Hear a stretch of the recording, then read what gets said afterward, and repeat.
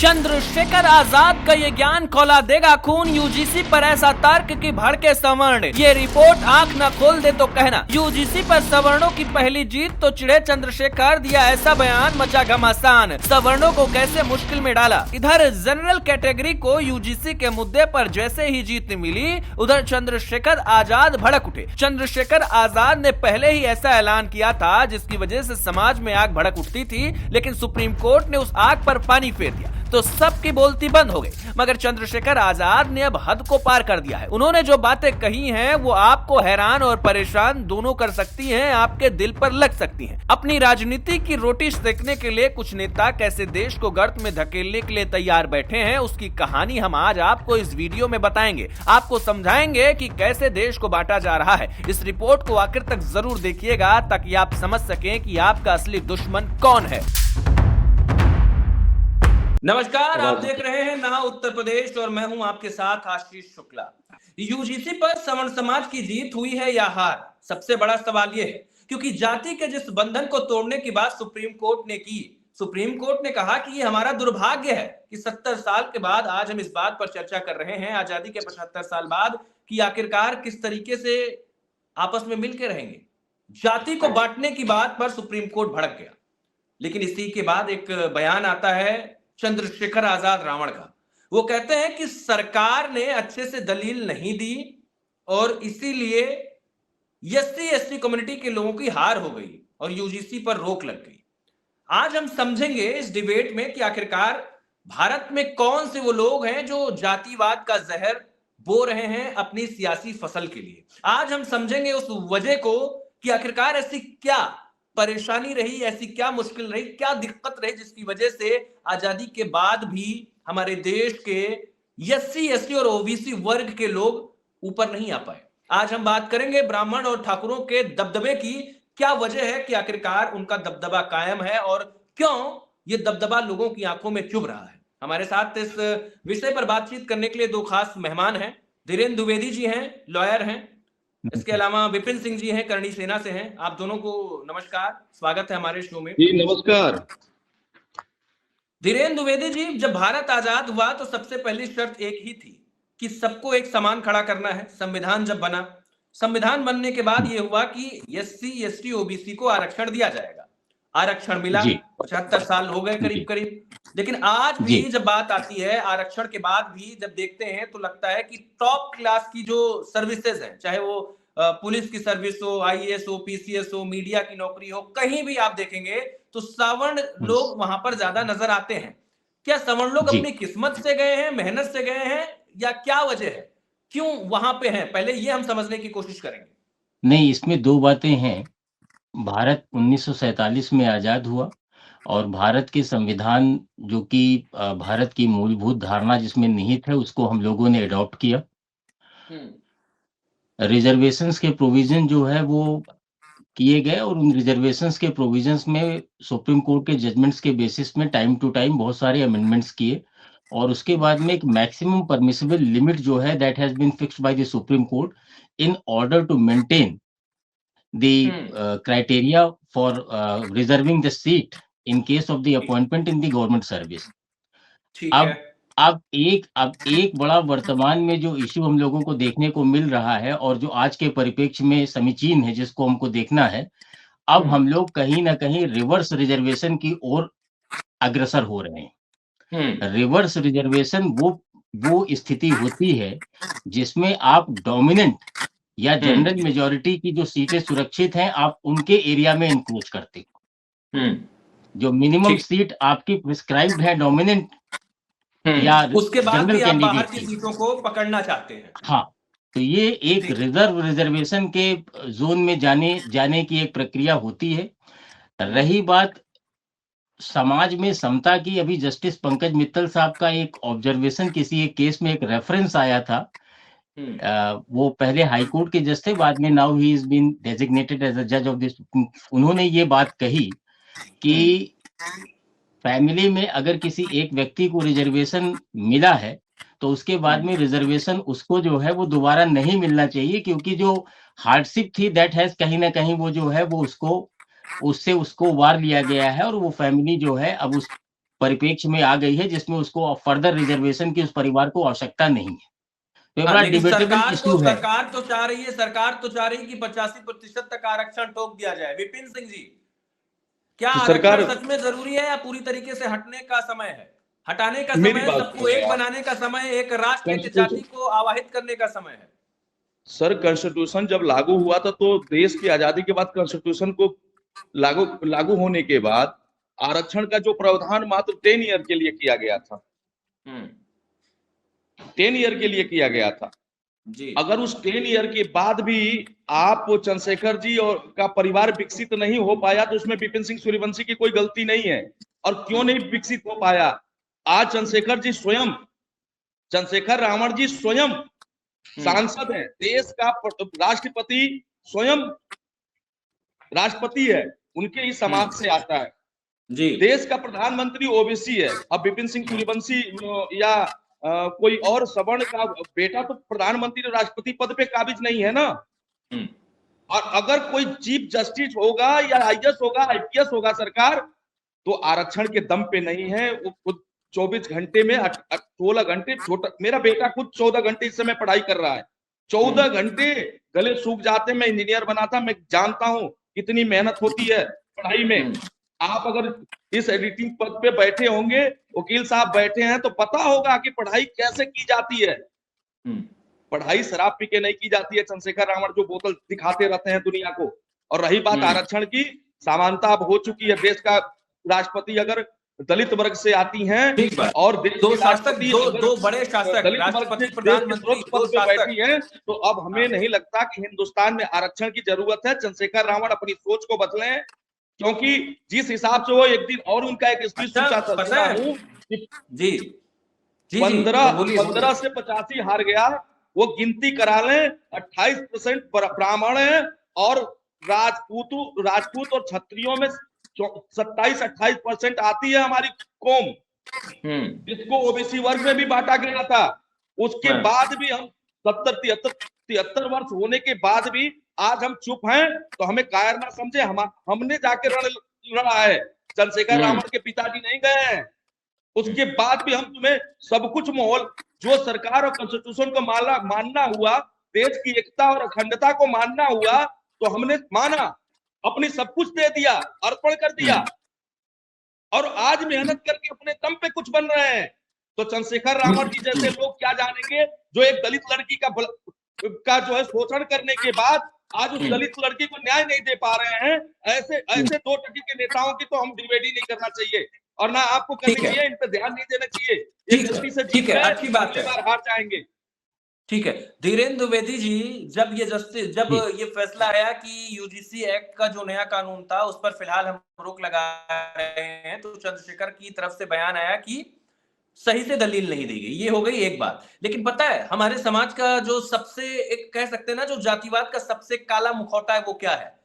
कुछ ही घंटों में ट्विटर और फेसबुक पर ऐसी पोस्ट आने लगी जिसमें जजों के जाति को लेकर बात की गई। मतलब समझ रहे हैं आप कितनी बड़ी बात है? जजों की जाति खंगाली जा रही है, न्यायाधीश की जाति को खंगाला जा रहा है कि वो किस जाति से उन्होंने जजमेंट दिया। नहीं, उसमें एक विषम परिस्थिति ये है कि पॉलिटिकली मोटिवेटेड स्टेटमेंट जब आते हैं और वो उन लोगों के द्वारा दिए जाते हैं जो किसी पर्टिकुलर अपने क्षेत्र में या अपने लोगों का रिप्रेजेंटेशन करते हैं, तो उनको उस समय बहुत संतुलन बनाए रखने की आवश्यकता होती है।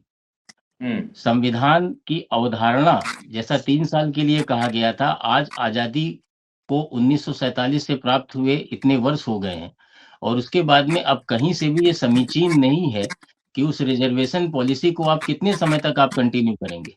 अब मैंने आपसे एक रिवर्स रिजर्वेशन की जो बात की थी, वो इसी प्रक्षेप में की थी कि अब ये जो रिवर्स रिजर्वेशन है, ये जनरल कैंडिडेट को डोमिनेंट जो कास्ट है उसको खा जाएगा। ये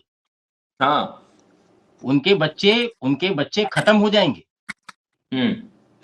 ये रिवर्स रिजर्वेशन की ओर जा रहा है। कह रहे हैं। और दिक्कत दूसरी बात सुप्रीम कोर्ट में जो प्रोसीडिंग हुई है, वो सुप्रीम कोर्ट में प्रोसीडिंग्स में SC ST के जो काउंसिल के जिनको रिप्रेजेंट किया था, जिन काउंसिल ने, उन्होंने कोर्ट में स्टेटमेंट दिया और वो ये दलील देना चाह रहे थे कि इससे जो है वो कंप्लेनेंट का जो है वो कंप्लेंट कोई नहीं आई है और कंप्लेनेंट का जो है वो रिड्रेसल जो है वो प्रॉपर होता रहेगा। कोई ऐसा कॉज ऑफ एक्शन आज की तारीख में एग्जिस्ट नहीं करता जिससे आप ये इंटरलोक्यूटरी या इंट्रीम ऑर्डर दे रहे हैं। सुप्रीम कोर्ट ने उसमें बड़ा कैटेगोरिकली साफ कर दिया कि इस पूरे के पूरे यूजीसी गाइडलाइंस में जो नई आई है, इसमें विक्टिम्स का कोई भी रिड्रेसल नहीं है। विक्टिम्स भड़क गए को सुप्रीम कहीं कोर्ट के भी कोई जस्टिस, भड़के उपचार हुए थे, कह उपलब्ध रहे थे नहीं। कि आप लोग मतलब एक तरीके से ये संतुलन ही नहीं है कानून में। हाँ, उनका सुप्रीम कोर्ट ने बहुत कैटेगोरिकल एक फाइंडिंग इस रिकॉर्ड उसमें दी है जजमेंट में, और उसमें ऑब्जर्व किया है कि there is no representation so far as the redressal part of the concern, victim का नहीं है। So therefore at the prima facie stage उन्होंने ये कहा हुआ है, it is better to pass an interlocutory order, stay order, और उन्होंने स्टे ऑर्डर 19 मार्च तक के लिए किया है। उसके बाद SC/ST के काउंसिल ने वहां पे ये अपोज किया कि जो पुराना 2000 बिल का अध्यादेश था वो रिपील हो गया है, तो सुप्रीम कोर्ट ने उसमें फर्दर ये ऐड किया कि तब तक के लिए 19 मार्च 2000 जो 2012 का जो एक्ट है वो 19 मार्च तक के लिए जो है वो प्रभावी रहेगा। धीरेन्द्र जी, एक बड़ा दिलचस्प सवाल मेरे दिमाग में आया, ये अभी जो कल स्टे लगा है, ठीक है, स्टे से एक राहत तो मिल गई। मैं ये समझना चाहता हूं कि जो शुरुआती जांच में जो आप लोगों ने पढ़ा होगा, जो आपका अनुभव कहता है, क्या लगता है यूजीसी एक्ट जो नया वाला आया था सस्टेन कर पाएगा या हटाया ही जाएगा? नहीं, इसमें एक चिंता की बात है क्योंकि सुप्रीम कोर्ट ने ये ऑब्जर्व किया है और सुप्रीम कोर्ट ने कहा है कि so far as the validity which has been challenged by means of the petition which has been filed before the supreme court, तो उसमें सुप्रीम कोर्ट ने, अब I have not seen the petition copy itself, लेकिन उसमें जो observation supreme court में chief justice का था वो ये कहना था कि जो प्रोजिक्यूशनल पार्ट है जिसमें ये कहा गया है कि विक्टिम को कोई रिड्रेसल नहीं है, और केवल प्रोजिक्यूशनल पार्ट तक के लिए उन्होंने कहा है कि we are having the scope to scrutinise this particular bill. Otherwise so far as the entire bill is concern there are lots of infirmities in this bill which has to be corrected and which has to be rectified in the larger interest of the justice itself. ठीक है, न्याय होगा, उम्मीद है।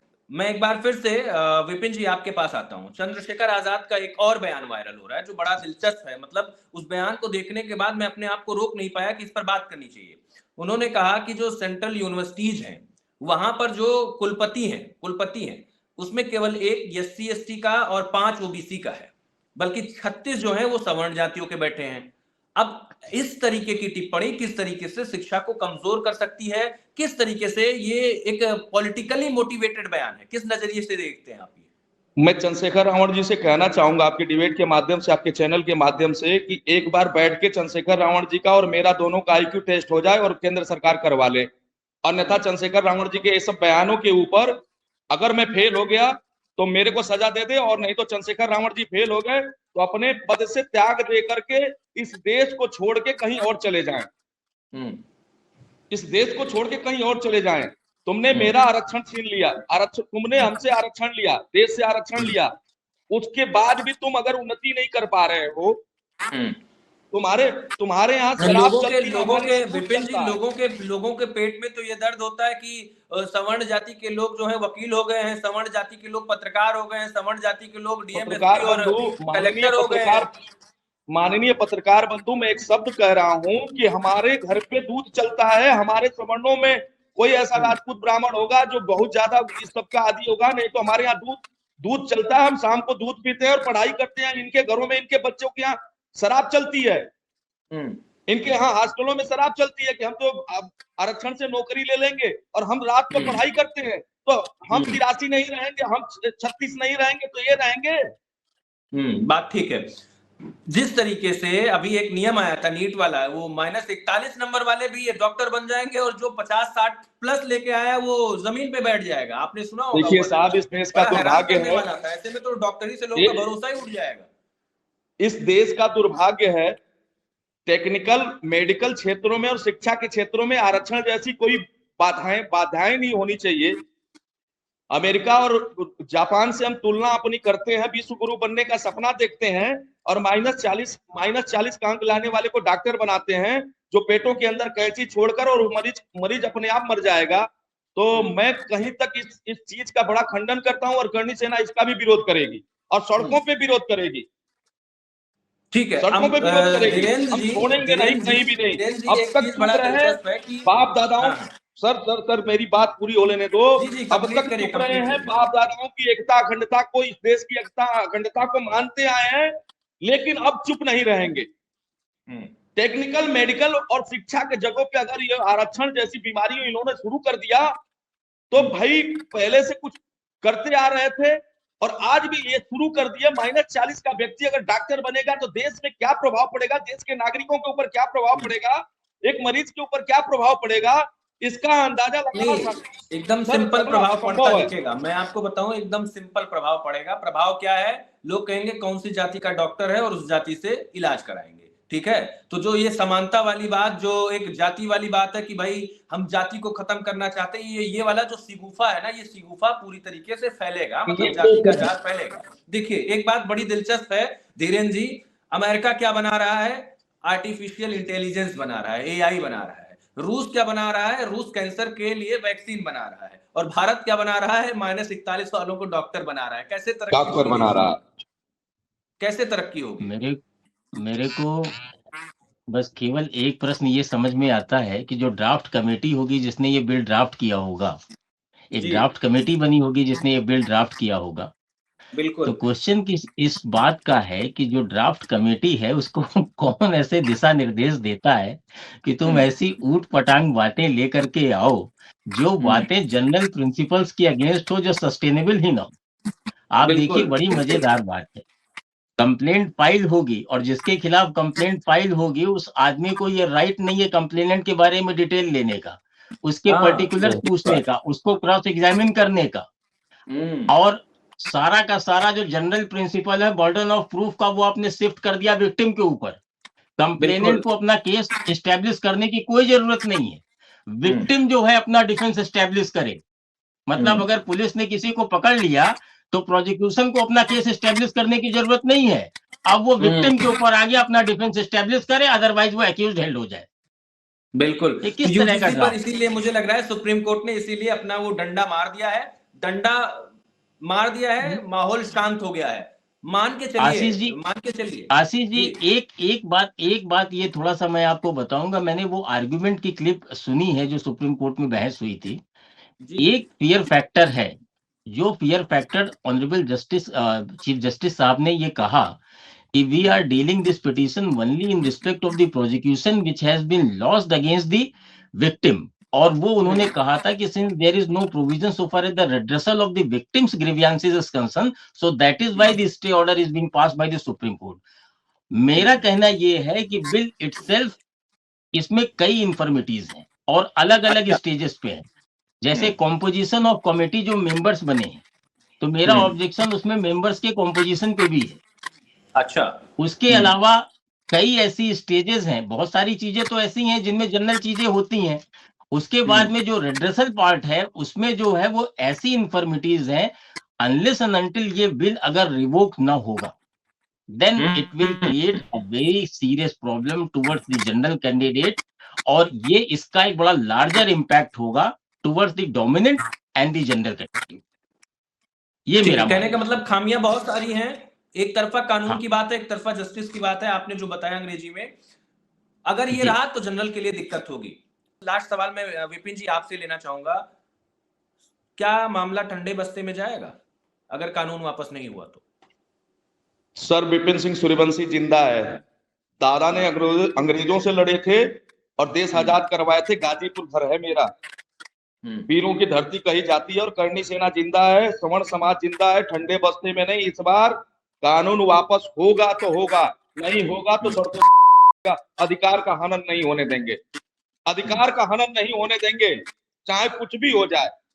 जी ठीक है, बहुत बहुत शुक्रिया आप दोनों मेहमानों का। थैंक यू सो मच, आपने हमें टाइम दिया। धन्यवाद। जय माता जी की साहब।